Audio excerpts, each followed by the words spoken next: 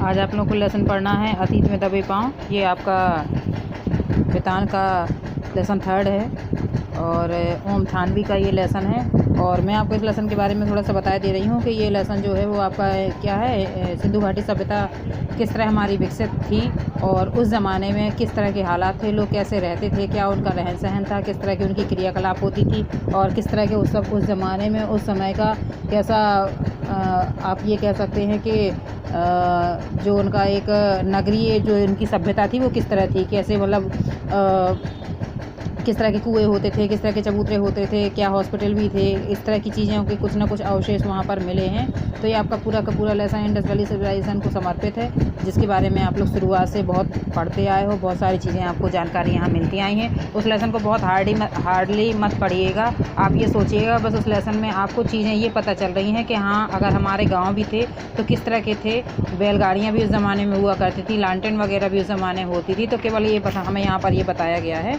कि प्राचीन सभ्यता जो थी वो हमारी किस तरह की थी, लोग कैसे वहाँ उस समय ज़माने में रहा करते थे। इसमें कुछ वर्ड मीनिंग भी आपकी हैं। एक तो वही वर्ड मीनिंग का सिलसिला रहेगा कि नीचे आपकी वर्ड मीनिंग दी गई होंगी और ऊपर उसके नंबर दिए गए होंगे, तो वो लिखनी है। बाकी कुछ मैं आपको बता दे रही हूँ, जो मैच कर जाए उनको एक ही करिएगा, दो डबल ना लिखिएगा। मोहनजोदड़ो में लिखना है आपको पाकिस्तान के सिंध प्रांत में स्थित पुरातात्विक स्थान जहाँ सिंधु घाटी सभ्यता क्या हुई थी, बसी थी या विकसित हुई थी। और इसका अगर आप डिटेल लिखना चाहें तो मोहनजोदड़ो का अर्थ है मुर्दों का टीला।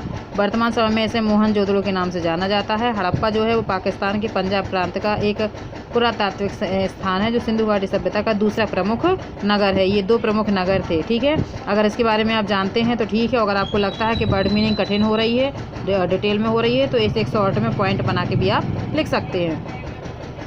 अगली वर्ड मीनिंग आएगी आपकी नियोजित का मतलब है व्यवस्थित, परिवर्ती का मतलब आएगा परंतु बाद में, परिपक्वता मतलब है पूर्णतः विकसित मतलब पूरी तरह से विकसित, ताम्र मीन्स तामा, उत्कृष्ट मीन्स उच्चतम या श्रेष्ठ, तादाद मीन्स संख्या, चाक मीन्स चरखे के प्रकार का गोला चक्र जिस पर कुम्हार क्या करता है,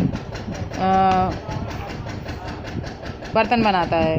पसर मीन्स फैलना, अजायब घर जहाँ पुरानी वस्तुओं को संभाल कर रखा जाता है, म्यूजियम जिसे हम कहते हैं। जीर्ण शीर्ण, कमज़ोर या फटा हुआ।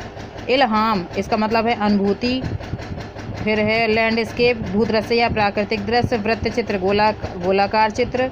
जेहन दिमाग, अनुष्ठानिक धार्मिक क्रियाकलाप या धार्मिक क्रियाकर्म। कमोवेश थोड़ा बहुत। रिसना टपकना। परिक्रमा चक्कर लगाना। कयास अंदाज़ा। आयात खरीदना, निर्यात बेचना। निर्मूल अप्रमाणित या खारिज।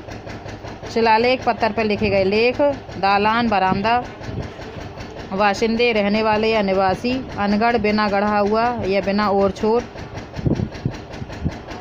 इसके बाद है आपका विशद, स्पष्ट, सुंदर या सफ़ेद। मन का मौजी मतलब मन का ये मोती वाला नहीं है, ये मौजी है, मन मौजी वाला। राजतंत्र जहाँ राजा का शासन हो। नदारत दिखावा, प्रस्तुति या प्रदर्शन। वैसे नदारत का मतलब होता है कि अनुपस्थित, लेकिन यहाँ पर नदारत का दिखावा तो बताया गया है। अनबूझ का है अज्ञान या जिसे ज्ञान ना हो। अगला है मृद भांड मतलब मिट्टी के बर्तन। सुघड़ सुंदर। उत्कीर्ण लिखना। गुलकारी कपड़ों पर फूल और चित्रकारी करने की कला। तो ये आपका लेसन है, इसको आप पढ़ने की कोशिश कीजिए, ठीक है।